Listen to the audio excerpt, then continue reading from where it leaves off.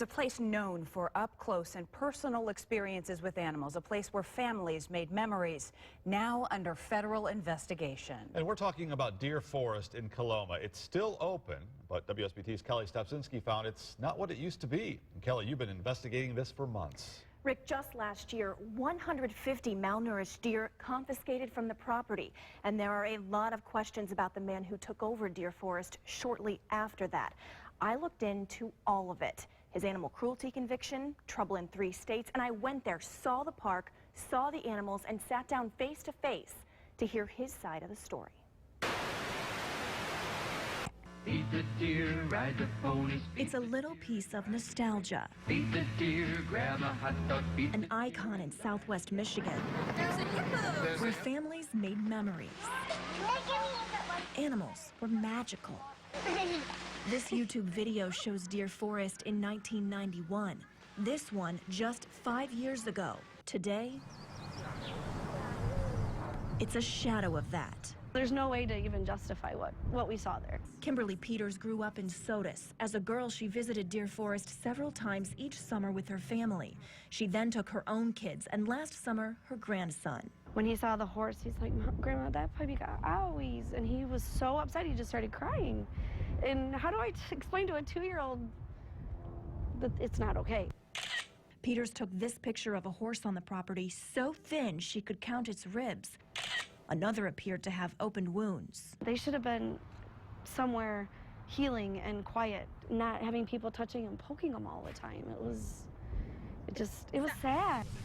And the man whose job it is to turn the park around told me it's bad. The whole thing's in bad shape. John Stolars and his wife Amy Gadberry moved to Coloma about a year ago. He says his wife is running the place. He does the marketing. Amy did not want to be on camera, but John agreed to talk. This place has really turned off the local community. They've done a lot. They've rubbed a lot of people wrong. They've seen some things they didn't like. And they're still seeing it. A quick look through Facebook, all the dirt on Stolars's past. Allegations he didn't follow through on business deals. Better Business Bureau gives him an F rating for not resolving complaints with customers in his dog training business. Stolars using his wife's last name, then switching back. Deer Forest's USDA license canceled. If you Google your name, John Stolars, there are some nasty things about you as a person, as a dog trainer. How did that happen? June of 2012, I was in the process of getting a divorce from my second wife at the time. And do you blame that for a lot of the fallout that's happened in the last 2 or 3 years? I absolutely blame that for the fallout that happened within the last 2 years. In 2008, he pleaded guilty to writing a bad check in Canton, Missouri. Then in 2010, to defrauding secured creditors. Those are both misdemeanors. But in 2013, he pleaded guilty to not paying child support, a felony. According to court records, right now, Stolars owes more than $40,000 in back child support. Then in 2012, also in Missouri, the attorney general there convicted him for transporting infectious waste without a license, dumping that waste, then abandoning it. A judge ordered Stolars to pay more than $26,000 in fines. Then in 2012, in Chandlerville, Illinois, Stolars left nearly a dozen dogs in kennels, going out of town for about a week. The state's attorney there charging him with 12 misdemeanors. He just pleaded guilty to 3 of those charges in March, including animal cruelty. My ex-wife found out that I was out of town. I went to Indiana. So she started making all these phone calls and different things saying John abandoned his dogs, I don't know what to do. These are pictures from a source close to the investigation. Stolars claims he hired 2 16-year-old boys to take care of the dogs, but conditions were so bad a vet had to put one of them down. I pled guilty. It was cheaper and easier. $250 fine. Thank you. Do you accept responsibility for what happened? Maybe I should have been a little bit more proactive. After that, Stolars moved here to Hobart, his hometown, to be with Gadberry, his girlfriend at the time. According to a Hobart Humane Society report from last August, police called about 2 of Stolars's horses in a road. Humane officers also found 10 thin puppies in a pen with no food or water, without shade, in 90-degree temperatures, and several other dogs inside the house.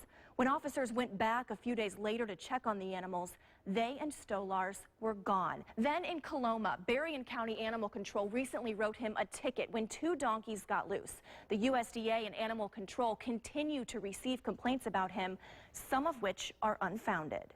People in the community complain about his criminal past and the fact that he's moved so much. They say you're a con man. They say you're a smooth talker. What do you say about that? I talk very educated, I talk very factual. Am I cocky about what I know? Yeah, I am. Again, that's probably one of my faults. There's nothing to con when it's the truth. And according to Stolars, the truth is he's overwhelmed trying to fix someone else's mess. A bunch of skinny animals, a bunch of animals that lack vet care. Remember this skinny horse? Stolars says a woman dropped off Ruby and her foal last year, a few days before the park opened. Their owner could not take care of them. She was on death's doorstep. This is Ruby now. Stolars says she's an example of the direction Deer Forest is headed. Our staff and our money right now is focused on general animal care and providing them the best environment we possibly can. And he's making changes. It needs a breath of fresh air, and that's why we're here. Stolars and Gadberry changed the name to Deer Forest Exotic Animal Sanctuary, turning it into a nonprofit. They now lease the land from a Chicago man. Stolars maintains he and Gadberry want what's best for Deer Forest, including big plans to come back even bigger and better. Every building is going to either be redone or knocked down. He also wants to clear his name, criminal record and all. There's no record of me anywhere ever abusing an animal. Did I go out of town at the wrong time with a crazy ex-wife? Yeah, I did.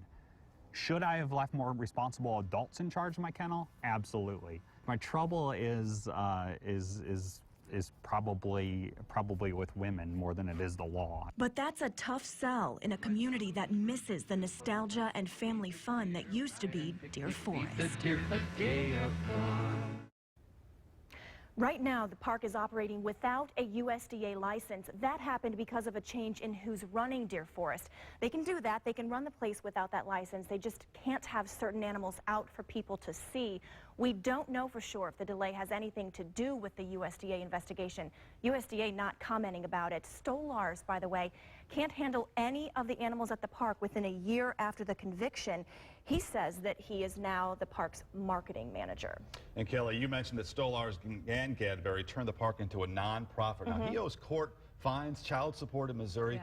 How are they making money? Well, he says he's an apprentice plumber. That's his job. Gadberry, he says, works from home selling commercial real estate. The park's not making money, though. No, it's not. And last year, Stolar says it was actually $50,000 in the red.